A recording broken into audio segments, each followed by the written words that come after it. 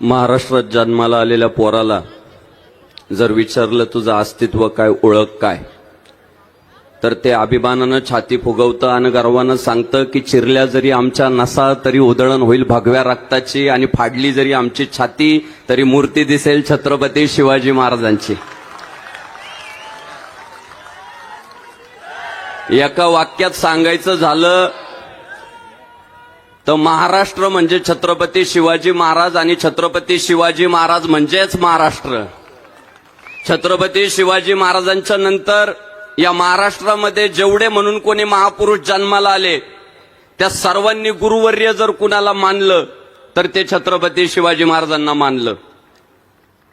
महात्मा ज्योतिराव फुले असू द्या, भारतरत्न डॉक्टर बाबासाहेब आंबेडकर असू द्या, लोकशाहीर अण्णाभाऊ साठे असू द्या, या सगळ्या मातब्बर मंडळींनी, भारतरत्न डॉक्टर बाबासाहेब आंबेडकर तर म्हणाले राज्यघटना तयार करत असताना, संविधानाची निर्मिती करत असताना मला मोलाचं सहकार्य जे झालं ते हिंदवी स्वराज्य संस्थापक छत्रपती शिवाजी महाराजांच्या स्वराज्याचं झालं.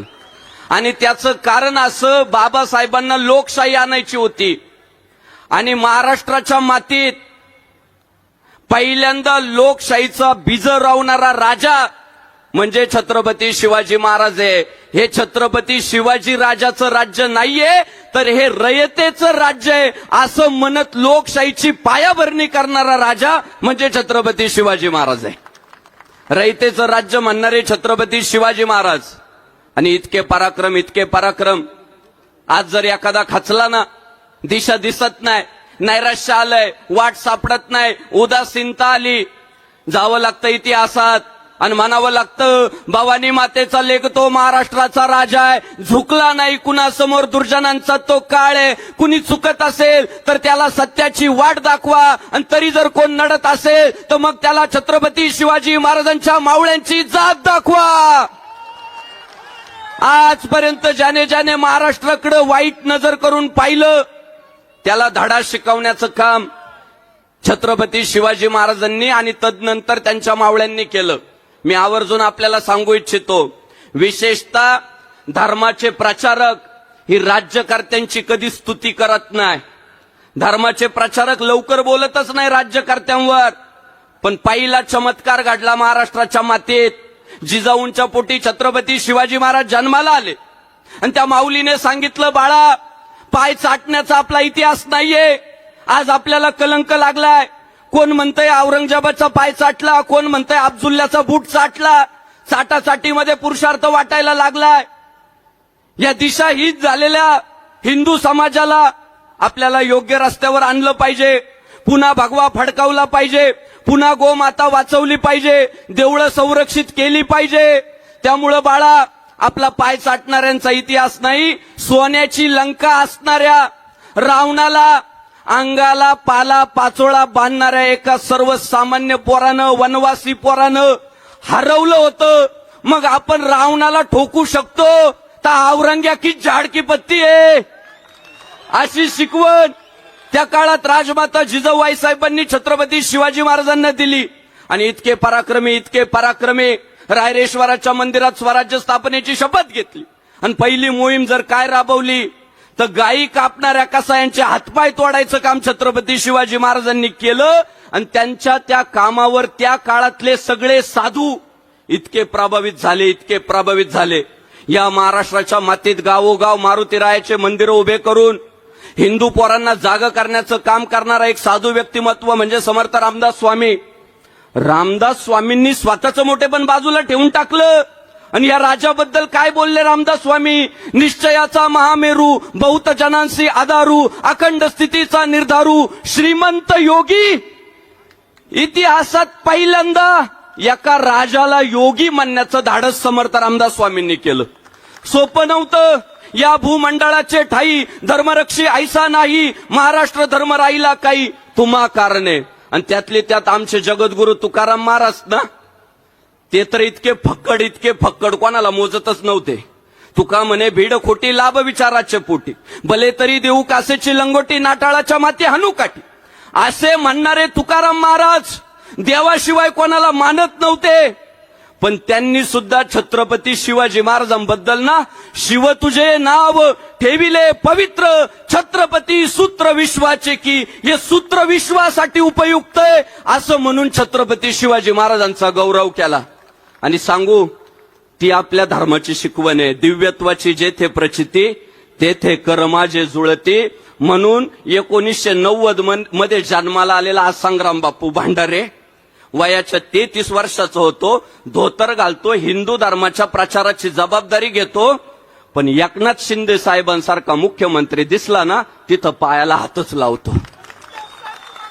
त्या पायांची तेवढी पात्रता आहे, त्या पायांवर नतमस्तक झालंच पाहिजे, हे आमच्या पूर्वजांनी शिकवलंय. आमच्या समर्थांनी जर शिवरायांना मानलं असेल, आमच्या तुकाराम महाराजांनी जर शिवरायांना मानलं असेल, खरं सांगू 2022 मध्ये महाराष्ट्रातलं संकटात आलेलं हिंदुत्व जर कोणत्या वाघामुळे टिकलं ना, त्यांचं नाव एकनाथराव शिंदे साहेब आहे. साहेब, आम्ही स्तुती पाठक नाही, मी एकदाही साहेबांना भेटलेला नाही. धावत्या रस्त्यावर आमच्या भेटी आहे. साहेबांची एकांतात भेट नाही, कारण साहेब सगळ्यांना साहेबांना भेटायचंय. खरं सांगू, आम्ही साहेबांचे स्तुती पाठक नाही, आम्ही साहेबांचे भक्त आहे. आणि सांगू आपल्याला, त्यांचं भक्त होण्यामध्ये आपला स्वार्थ काय माहितीये? भगवा सुरक्षित राहणार आहे. जो हिंदू हित की बात करेगा वही देश पे राज करेगा. आपण जर साहेबांच्या पाठीशी उभे राहिलो ना, तर गारडा चौकाचा छत्रपती शिवाजी महाराज चौक व्हायला वेळ नाही लागत. अहो साहेब, मी गारडा काय भानगडे टाकून पाहिलं. गुगलने काय सांगितलं माहितीये का? खोकला. वाईट नका वाटून घेऊ बाबा, कोणाचे संबंध असू शकतात, पण खरंच गुगलला टाकून बघा गारडा काय भानगडे. तर गारडा टाकलं तर खोकला आलं. आणि या डॉक्टर श्रीकांत शिंदे साहेबांनी ना, त्या गारडाचं काय करून टाकलं? छत्रपती शिवाजी महाराज चौक करून टाकलं. ओ ओ हा फक्त पुतळा नाहीये, हे फक्त स्मारक नाहीये, हे फक्त शिल्प नाहीये, भविष्यातलं हिंदुत्व सुरक्षित करण्याचं ते औषध आहे. जो व्हायरस आपल्याकडे वाकड्या नजरेने पाहतो ना, त्या व्हायरसनी ती तलवार पाहिली ना, बिळात जाऊन बसणार आहे डायरेक्ट. महाराज, तो चौक आज एवढं मोठं काम आमच्या डॉक्टर श्रीकांत शिंदे साहेबांनी केलं. मी मागेही म्हणालो होतो, संसदेमध्ये जेव्हा हनुमान चालीसा संकटात आला होता महाराष्ट्रात साहेब, तेव्हा आमच्या श्रीकांत दादांनी मुद्दा मांडला, काय प्रॉब्लेम झालाय? मारुतीची भक्ती करत करत आम्ही दंडबैठका मारल्या, हनुमान चालीसाची अडचण काय? एका समोरच्या खासदारानं जरा फिरकी घेतली. तो म्हणला, काय हनुमान चालीसा लावलो, तुमचा पाठ आहे का हनुमान चालीसा? आमचा सिंह उठला, सिंह, आणि खाड खाड खाड खाड खाड हनुमान चालीसा म्हणायला सुरुवात केली. तो खासदार अजून कोमात आहे मानसिक दृष्ट्या, डायरेक्ट नाही पण मानसिक दृष्ट्या कोमात आहे. तुम्हाला वाटत असेल दादाचा हनुमान चालीसा पाठ आहे, पण दादाने त्या दिवशी फक्त ना हनुमान चालीसा नव्हता म्हटला, त्या दिवशी आपल्या हिंदू धर्माचं नाव उज्ज्वल केलं होतं. आपल्याला जो कायम म्हणतात ना, हे फक्त इशू करतात, स्वतः भक्ती करत नाही. त्यांनी हनुमान चालीसा ज्या दिवशी म्हटला ना, त्या दिवशी कळालं का इथला हिंदू उपासना करणारा आहे, भक्ती करणारा आहे, देखावा करणारा नाही. म्हणून एकनाथराव शिंदे साहेब हे महाराष्ट्रातील फक्त एक नेते नाहीये, एकनाथराव शिंदे साहेब ही महाराष्ट्राची गरज आहे. ओ त्या प्रतापगडाच्या पायथ्याला अब्दुल्लाच्या कबरीभोवती जे अतिक्रमण वाढवलं होतं ना, आमच्या साहेबांनी मुख्यमंत्री झाल्यावर आहे ना 1.5 तासात उकडून फेकलो. साहेब, आज मी तुमच्याकडे काही मागायला नाही आलेलो, काहीच नाही. ओ दादा, आयुष्यात कधी काही मागणार नाही, माझी एकच मागणी आहे, 1.5 तासात तुम्ही त्या अब्दुल्लाच्या कबरीभोवतीचं अतिक्रमण हटवलं आणि एक पराक्रम नोंदवला. ऐतिहासिक झाला तो विषय, पुन्हा होणे नाही भाऊ, बरोबर? आता आमची विनंती काय माहितीये का, कुणाला पटतंय का नाही, पण माझं व्यक्तिगत मत आहे, सध्या जे महाराष्ट्रात चाललंय ना, औरंग्याची कबर उखडून फेकायची, ती उखडलीच पाहिजे. पण त्याच्या अगोदर माझ्याकडून साहेबांकडून, माझी व्यक्तिगत साहेबांकडून अपेक्षा काय माहितीये का? त्या औरंग्याची कबर आहे ना, पहिल्यांदा नागडी करा. नागडी करा म्हणजे काय माहितीये का?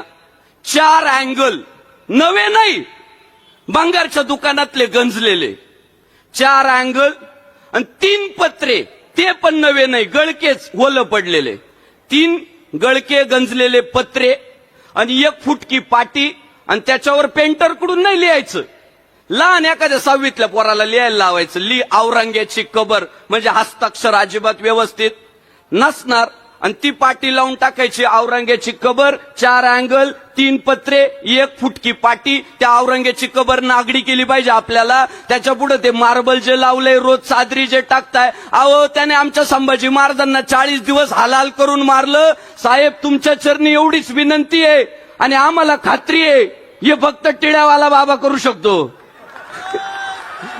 हे करण्याची धमक दानत या टिळ्यावाल्या बाबत आहे. औरंग्याची कबड नागडी करून टाकावी. येणाऱ्या त्या काळात साहेब, शिवरायांना सुद्धा अब्दुल्ल्याची कबर बनवायची काही गरज नव्हती, पण शिवरायांनी प्रतापगडाच्या पायथ्याला अब्दुल्ल्याची कबर का बनवली माहितीये?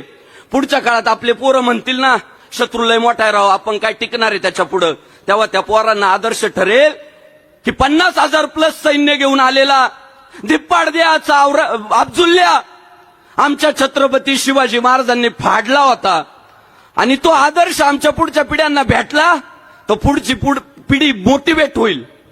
आणि त्यामुळं शिवरायांनी त्याची कबर बांधली, त्यात भाईचारा अजिबात नव्हता, ती पुढच्या पोरांना ऊर्जा देण्यासाठी बनवून ठेवली. तशी औरंग्याची कबर सुद्धा आहे ना, जो औरंग्या महाराष्ट्र गिळायचा म्हणून छत्रपती संभाजी महाराजांना संपून अख्खा महाराष्ट्र गिळंकृत करायचा या स्वप्नानं या महाराष्ट्रात आला, हायदोस घातला. पण संभाजी महाराजांच्या बलिदानानंतर आमचा महाराष्ट्र इतका पेटून उठला का औरंग्याला पुन्हा दिल्लीत जाता आलं नाही, महाराष्ट्रानंच औरंग्याला गिळला. हे वर्षानुवर्ष पुढच्या पिढ्यांना दिसलं पाहिजे, पण कशात दिसलं पाहिजे? मार्बल मध्ये नाही, 4 गंज के अँगल, 3 फुटके पत्रे, नागडी उघडी त्याची कबर झाली ना. साहेब, पिढ्यानुपिढ्या माझ्या घरात जेवढे पोरं जन्माला येतील ना, त्यांना एवढंच सांगल, शिंद्यांच्या घराची चाकरी करायची. साहेब करू शकतात. प्रखर हिंदुत्व साहेबांचं, डॉक्टर श्रीकांत शिंदे साहेब, शुद्ध बीजापोटी फळे रसाळ गोमटी. अहो डॉक्टर भरपूर आहे, पण ते फक्त शरीराचा इलाज करतात. पण आमचे डॉक्टर श्रीकांत शिंदे साहेब विरोधकांचा सुद्धा इलाज करतात. हिंदुत्व विरोधी ज्या कारवाया होतात त्यांचा इलाज करतात. आणि त्यामुळे अशा डॉक्टरची उभ्या महाराष्ट्राला गरज आहे. भरपूर वक्ते बोलणार आहेत. साहेबांच्या चरणी नतमस्तक होतो. साहेबांना खूप आयुष्य लाभलं पाहिजे, उत्तम आरोग्य लाभलं पाहिजे. छत्रपती शिवाजी महाराजांच्या चरणी अशीच त्यांची सेवा वर्षानुवर्ष चालली पाहिजे. आणि त्यासाठी तुमची आमची सगळ्यांची जबाबदारी आहे. जेव्हा हिंदुत्वाच्या विरोधात, शिवसेनेच्या विरोधात, मी नेहमी म्हणतो की शिवसेना महाराष्ट्रातील पक्ष नाही, ती तुमची आमची सर्वांची गरज आहे. जेव्हा कोणी बोलतं, सोशल मीडियावर असू द्या, व्यक्तिगत असू द्या, आपण सगळ्यांनी पेटून उठलं पाहिजे. साहेबांच्या विरोधात जेव्हा कोण बोलतं, आपण आपल्या पातळीवर विरोध केला पाहिजे. मग साहेब बघतील का, दखल घेतील का? 100 व्हिडिओ असतील माझे, एकही साहेबांनी पाहिलेलं नाही, पण काम चालूच आहे ना. साहेबांसाठी नाही, ते आपल्या हिंदू धर्मासाठी आहे, आणि ते आपल्या सगळ्यांना करायचंय. पुढच्या काळात पेटून उठायचंय. आणि हा भगवा ध्वज भगवान श्रीरामांचा, भगवान श्रीकृष्णांचा, छत्रपती शिवाजी महाराजांचा, आमच्या एकनाथ शिंदे साहेबांचा, आणि तोच भगवा ध्वज तुम्हा आम्हा सगळ्या मावळ्यांचा. व्यासपीठावर उपस्थित महाराष्ट्र राज्याचे उपमुख्यमंत्री सन्माननीय एकनाथरावजी शिंदे साहेब यांचे मनापासून धन्यवाद व्यक्त करतो. सन्माननीय खासदार, संसद रत्न डॉक्टर श्रीकांत शिंदे साहेब, आपले मनापासून धन्यवाद व्यक्त करतो. सन्माननीय आमदार राजनजी साळवी साहेब, आपले मनापासून धन्यवाद व्यक्त करतो. आणि आपल्या हिंदुत्वाची दगदगती तोफ फक्त तोंडाची वाफ घालवणारे नाही, तर हातात शस्त्र घेऊन लढा देणारे आपले हिंदू तेज सूर्य धनंजय भाई देसाई यांचे मनापासून धन्यवाद व्यक्त करतो. मी मगाशी आमचे मंगेश दादा चिवटे यांच्याशी बोलत होतो. दादा, हे पुतळे वगैरे उभे करत असताना आपल्याला गडकिल्ल्यांवर पण लक्ष दिलं पाहिजे. मंगेश दादांनी मला सांगितलं, बाप्पू रायगड आपली धर्मपंढरी आहे आणि गेल्या 5 वर्षांपासून रायगडाच्या समाधीवर, तिथल्या छत्रपती शिवाजी महाराजांच्या मूर्तीवर, तिथल्या इतर देवी देवतांच्या मूर्तीवर पुष्पहार देण्याचं काम जर कोण करतंय तर आमचे एकनाथजी शिंदे साहेब, डॉक्टर श्रीकांत शिंदे साहेब आपल्या शिवसेना वैद्यकीय मदत कक्षाच्या वतीनं रोज 5 वर्षांपासून रायगडावर हार पुरवला जातोय. एवढंच म्हणावं, पवित्र ते कुळ पावन तो देश, जेथे हरीचे दास जन्म घेती. आपल्या सर्वांच्या चरणी नतमस्तक होतो. बोलण्याच्या ओघात काही चुकलं असेल तर माफ करा. साहेबांच्या चरणी नेहमीच नतमस्तक. छत्रपती शिवाजी महाराज की, धर्मवीर संभाजी महाराज की, हिंदू धर्म की, भारत माता की जय श्रीराम. हर हर. धन्यवाद माऊली. मराठी माणसाचं आणि महाराष्ट्राच्या हक्काचं न्यूज चॅनल मराठी न्यूज 9.